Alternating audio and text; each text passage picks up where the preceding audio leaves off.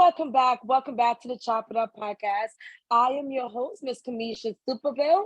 As you guys know, this is the home of pure, unfiltered conversation by today's most innovative minds right here in our community. On this show, we discuss life, leadership, and legacy. And today's episode is no different. Today's episode is entitled Women in Leadership. We are going to be celebrating a few trailblazers for Women's History Month, Women in Leadership. And today's conversation is an introspective look into the phrase that we all know, collaboration over competition. What does it truly mean, and how can we truly apply it in our everyday life? So you guys, I know we went on a break, so I'm super excited to be back and to chit chat with you guys. Make sure you listen all the way through, you guys. We have some great giveaways, and we are just so excited and honored to be back to share this space with you all. Today, you guys, we have a special guest. I am so honored to have her on this podcast. She's the assistant branch manager at Island Federal Credit Union. Today, we're speaking with Ukura Hodge. And Ukura, welcome to the Chop It Up podcast. My beautiful friend, she's been in banking for over 20 years, you guys. 20 years she's been in the banking industry. Guys, she looks like 5 years old. Oh my gosh. You do. You look super young.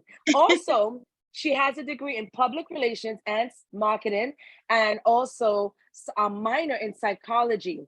She currently is working towards her master's and constantly supports many initiatives within her community. Most recently, she was a speaker at the International Women's Conference powered by NEVA Alliance, and it was held at Hofstra University. Ukura, welcome to the Chop It Up podcast. How are you? Thank you so much. I'm so honored and blessed to be on here. And thank you so much for the invitation. It's exciting. And I love your energy. You look wonderful today. Thank you. I am honored to have you, and you look fabulous as well. You're welcome. You're actually our first guest. We went on a little hiatus, because we have to recharge. And so Absolutely. your first guest back. But I'm so happy that you're first guest back, especially for Women's History Month, because this is a big deal, right? There are so many more women that's creating businesses, right, for themselves, especially in the community, women of color as well. So I think it's really paramount that we speak about, or we have these conversations and create these safe spaces. What does Women's History Month mean for you? What does Women's History mean for you? Well, Women's History Month is empowerment, and also taking it back to how far women have come, with voting rights and leadership, becoming CEOs or SheEOs, as I like to call them, and just really trailblazing the way and setting examples for future generations to come. Yeah, no, I love that. Yeah, women is just, to me, just equal strength. So yes. Absolutely. And so we met recently at the International Women's Conference. What were some of your takeaways? Let me just tell you real quick. I had such a great time. I enjoy your panel. You spoke so organically, and it really touched me. You spoke about women in finance, right? Yes, it was women, money, and investments. And thank you so much. It was my first time on a panel, so it was very interesting, and I had a lot of takeaways and built some really great relationships from it. One of the takeaways that I got was being yourself. Growing and then arriving at yourself, and then living in that space, right? Walking in purpose, being who you are, and being unapologetically you, right? Yeah. I feel like as women, oftentimes we kind of lower our standards because we don't think we fit in certain places, especially in male-dominated industries, and we can serve and also lead as well. And we can also exceed in some cases. Yes, absolutely. It's funny that you said that, because I remember my past life, my listeners know I have a past life, right? Yes, I heard We about it. all do. I've heard about the past life. Right. In my past life, I actually worked for in corporate America, but more so in a very male dominated setting. So sales, a lot of times sales, especially old school sales, like outdoor and stuff like that, it was very heavily male dominated. And so within the department that I work in, like most of the guys was crushing it. Ukura, I'm talking about they were making 35, a mad dough. Like at the end of Right. 2 weeks, because we used to get paid bi-weekly, they were Yeah. killing it. Commission checks were like 5K, 10,000. Like it was crazy. It wasn't a lot of females that were making those numbers. Right. And I remember one year when they were granted, when most of my colleagues were granted presidential club awards. And I said most of them were guys. And I said to myself, I said, nah, next year I'm gonna be in the presidential club.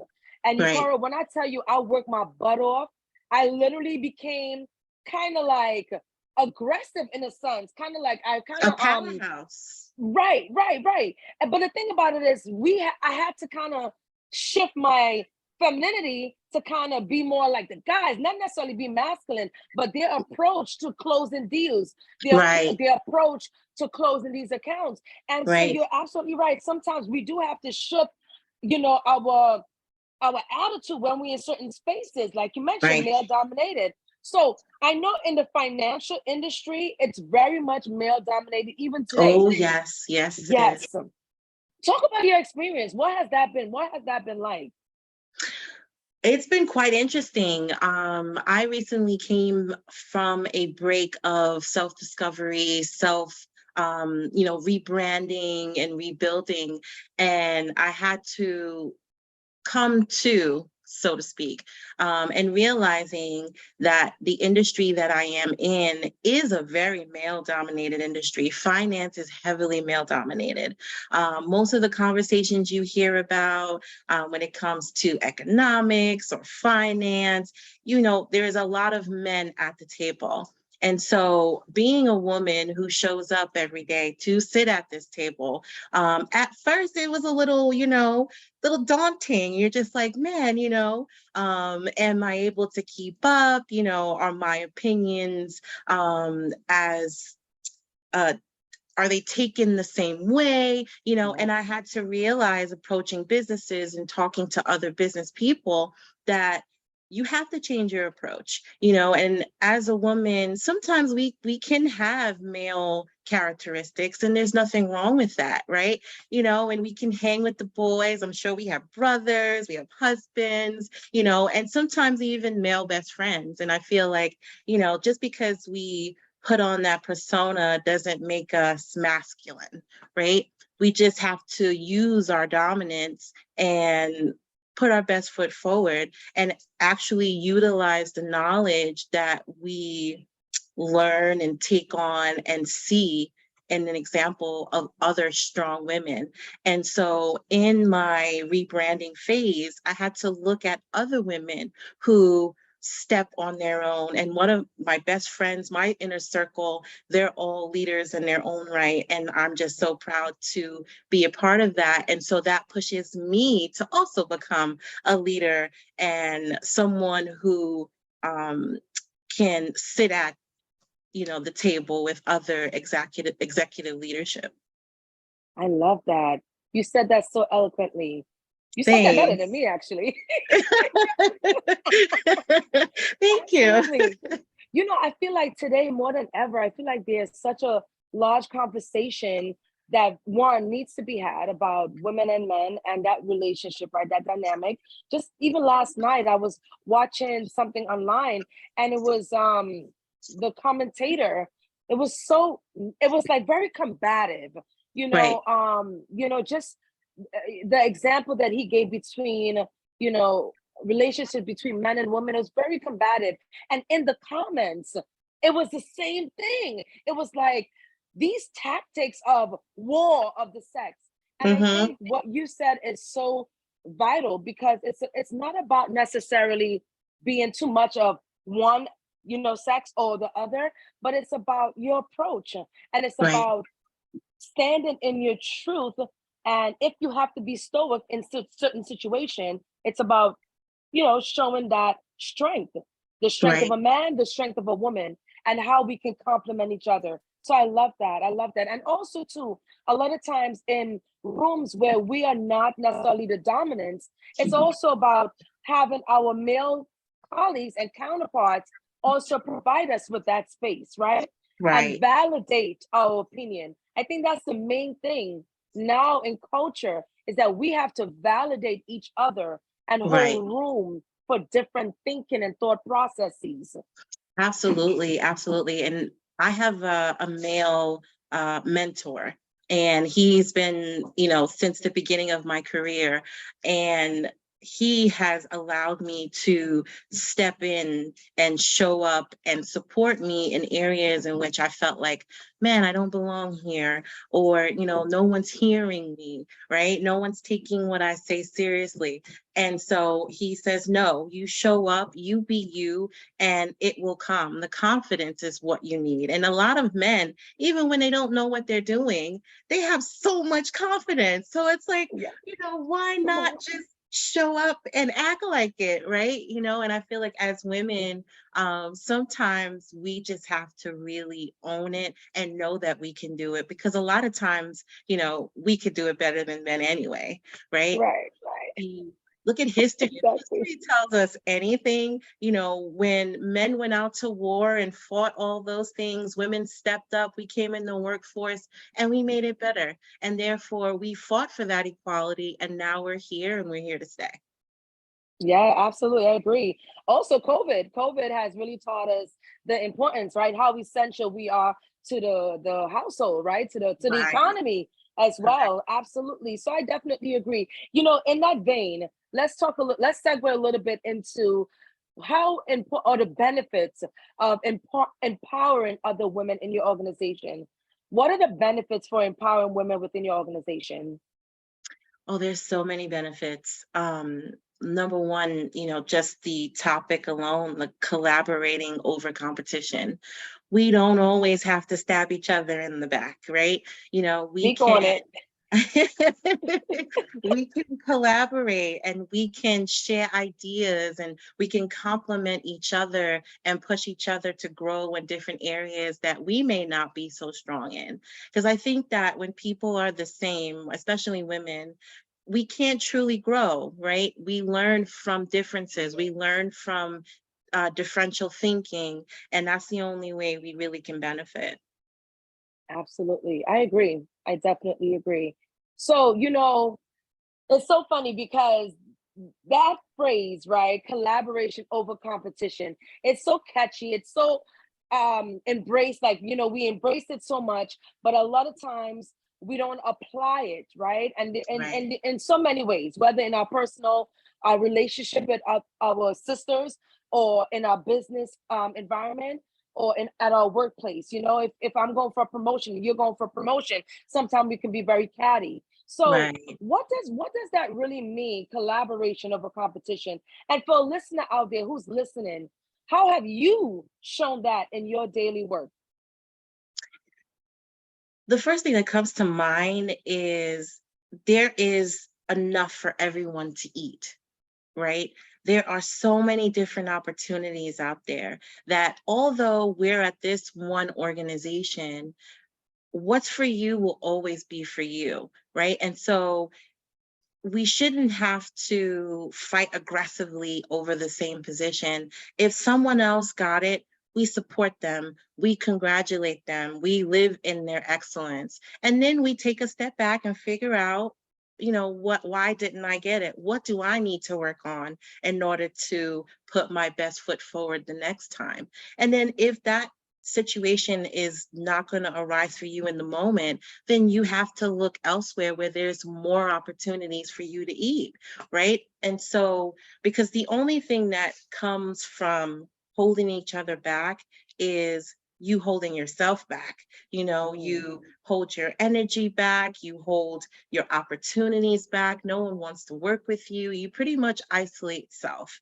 And mm, so, in order to collaborate and move forward. It's really just supporting and truly being happy for someone else. Because when you're happy and when you can be happy for other people, that's when opportunities actually open themselves up to you. I love that. I love that. That sounds so eloquently. But girl, we live in the real world, right? No, So you're yeah, absolutely right. yeah, But what it looks like is it hurts, right? If someone else gets that promotion, it's gonna hurt. It will hurt. But why didn't you get it? And I think sometimes the realistic approach is really to look within. What is it about you, right? Not all the time are opportunities for you. And you also have to be careful what you wish for, because a lot of times, and sometimes for myself, I have thought about and asked for and worked so hard for opportunities that didn't fit me. And so sometimes you have to say, you know what, is this right for me? Let me take a step back. And so sometimes that it's not going to be pretty. Life is not a bed of roses, but at the same time, you have to go through those struggles in order to get back to where you need to be. And that's really evaluating yourself and then trying to be there for others. And so the more you put others first is when your opportunities begin to grow and blossom. I love that. I love that. And I could definitely receive that. You are absolutely right. I think that is such a good takeaway from this conversation, because I think so many times, the upward trajectory where we are just, thinking about self, right? And we are moving through life, right?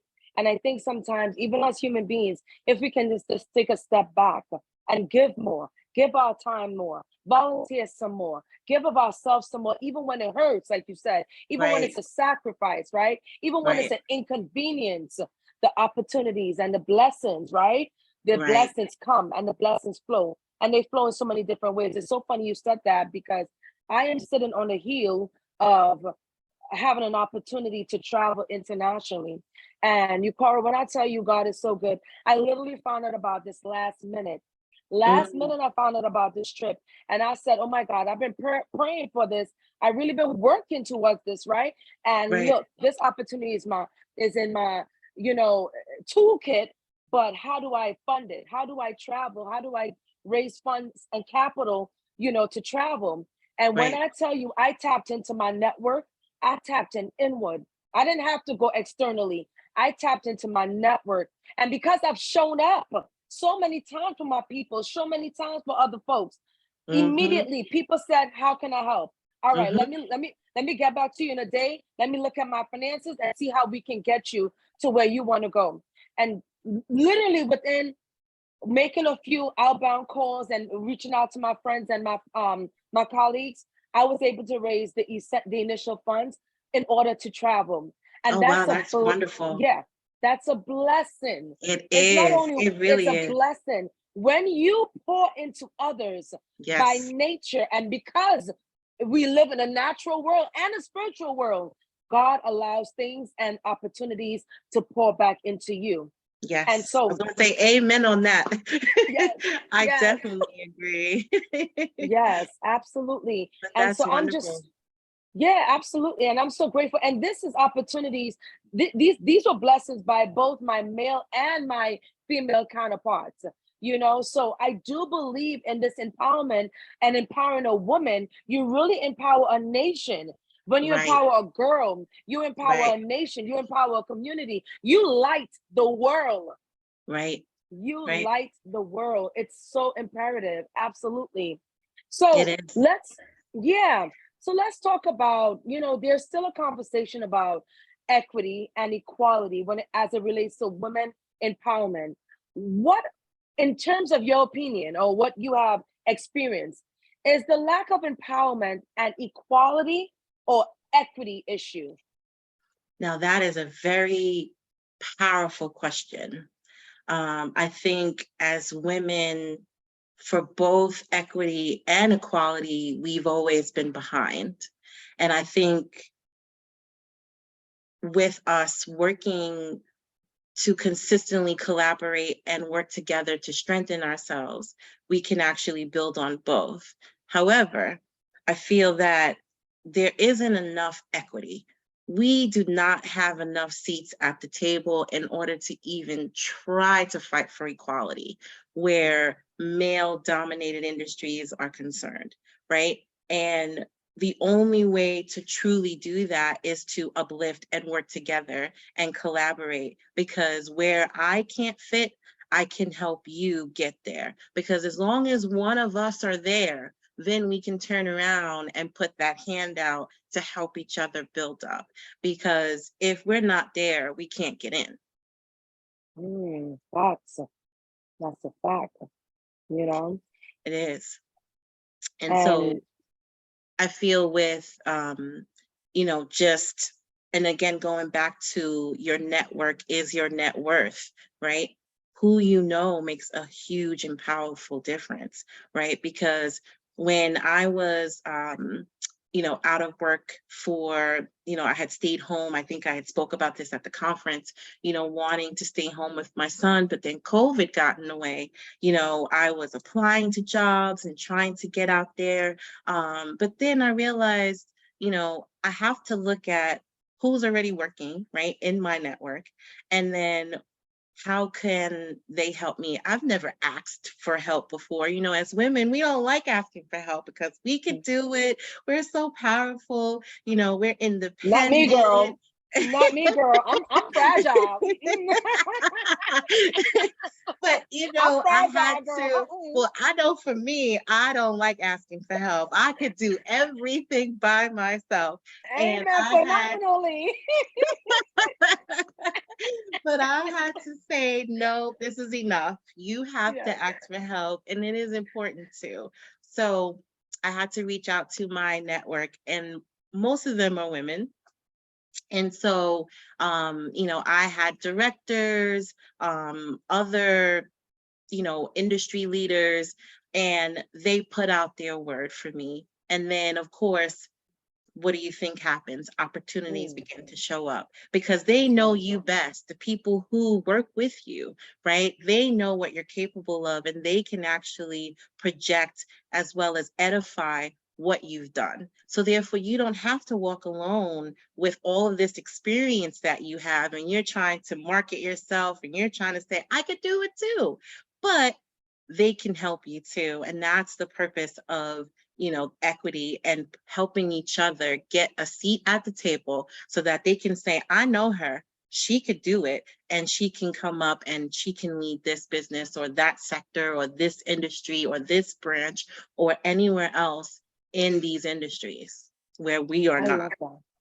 I love that. And I agree 100%. You're so funny you said that because I remember when I was career searching and somebody told me about an opportunity. And so I reached out to this agency, you know what I'm Mhm. saying? And we were talking with the HR manager, and she said to me, oh my gosh, you're super talented. You have all these skill sets. Why we can create an opportunity for you. We can create a job description for you, right? So I was like, all right, bet. So I studied, I decided on, okay, I want to be the director of inclusion, da da da.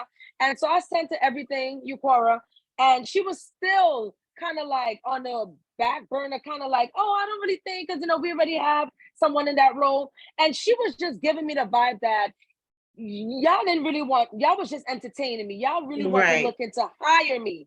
And you know what right. I did? I tapped in. I tapped into my network, and I reached out to a colleague who's super successful. And I said, hey, listen, I'm in between jobs right now. Do you have any projects that I can work with you on? And Mhm. girl, little did I know, she was like, oh my gosh, yes, Kamisha, I actually do. And she and I Mhm. worked towards a contract with the city of New York. We bet What? on yes, we bet on a contract, Yeah. and we won, and we worked that together. Oh, So that's you are amazing. absolutely, you're so right. Really and truly, we have to take advantage of the people that we know within our community ecosystem. We got to tap inward, and we also got to make sure we are fostering the right relationships. It can't, Yes. It can't be a Yes. relationship, Ukura, and you can speak to this, where you're taking, but Right. you're And not there's pouring no back in. pouring back in, right? Right. Exactly. You can't Exactly. grow what you don't put in.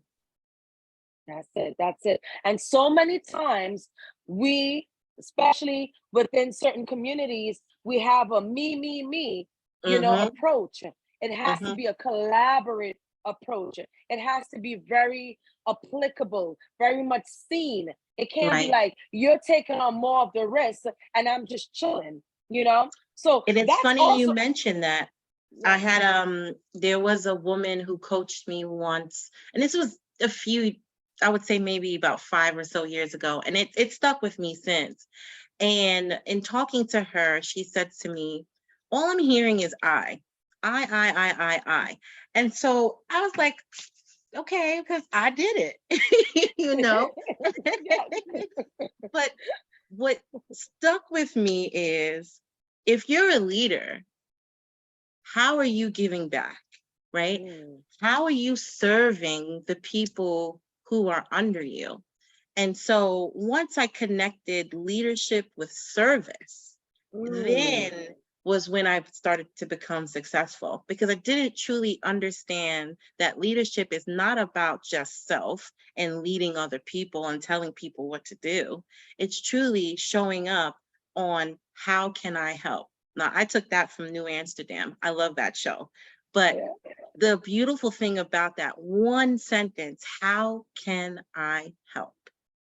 It just works wonders, because people are one taken aback because who says that, right? How can I help you? But then it also shows and leverages how you can impact others. And that's the only way to truly grow, is putting God first, others second, and then yourself. Yes, I agree 100%. And it's so funny. In closing, that's exactly what this podcast is about: life, leadership, and legacy. And so, in Right. closing, what does your life look like? Like, if you can go back in time, what is the 5-year-old, right? Or the 17-year-old Ukura? What would you tell her? The life part and the leadership. What instructions would you give for others who want to get into, who want to resemble what you're doing currently, you know, um, and legacy. What does your legacy look like? So let's start.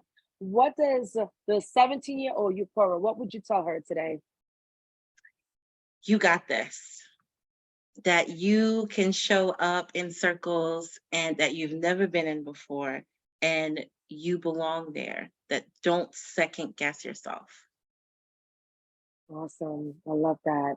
Let's talk about leadership as it relates to how you empower yourself and women around you. How does that look like? Learning. I love to read. That's all. I mean, I read everything, all the way down to a label, right? Because I feel the more you absorb is the more you can grow, the more you can experience life and truly understand what's out there. The only downside is that you become a jack of all trades and a master of nothing, right? And so in that case, I would say, lead and learn with your passion, so this way you can master an area. Um, but truly continue learning, continue reading, read as much as you can, a book a week, even listening to, podcasts such as yours, or even Audible, or anything that can strengthen your knowledge and wisdom and experience. I agree. I agree. Such as ours. This is our Hours. podcast. Yeah. Yes, yes. Yes. I started this podcast with a colleague of mine, a few actually during the pandemic, and we wanted to create a platform where women can just talk organically, and we can just have conversations about different things, whatever is affecting us, in that day. And so Yeah. it has been beautiful to see, 3, 4 years later, Yeah, the that's how it has evolved. wonderful. Yes, That's yes, wonderful. When you said episode 48, I was like, wow, that is magnificent. I love it. I love yes, it. yes. A lot I of think work, you're a lot of doing grind. wonderful things, wonderful things. And so with Thank you. our podcast, I love it. Absolutely. Thank you so much. I appreciate that. So, in closing, you have a beautiful baby boy. You have a Yes, beautiful baby boy. So, you yes, are raising the next generation of leaders. What does yes. legacy look like for you, Cora? Hmm. Partnering with him, and I say partner because as a parent, sometimes, we can instill what we want them to be, but then you already know they do what they want, such as Okay. myself when my mom tried, right? And so I partner with him to share what I've learned and hopefully help him to avoid those pitfalls and mistakes, and where he makes his own and learns from them rather quickly versus dragging it out over a span of time, so that he can become a leader in his own right and build his wealth so that he can give onto others for generations to come. I love it. I love it. Oh Thank you. man, we could talk all day. No, Oh, thank yeah. you. Yes. Thank you so much for just availing yourself to an honest conversation. This was so powerful and so needed. Any last thoughts you have? Any last thing you'd like to share with the listeners? Well, Tips? first, I want to say thank you, Carmisha. Thank you so much. This was a wonderful opportunity, and I love to collaborate with other women and leaders and, just giving back any way that I can. I know that it sounds cliche, but I truly love helping other people, and it makes me happy. And I know that at the end of the day, it is pleasing to God, and that's my sole purpose. So, thank you Yes. so much again for this opportunity.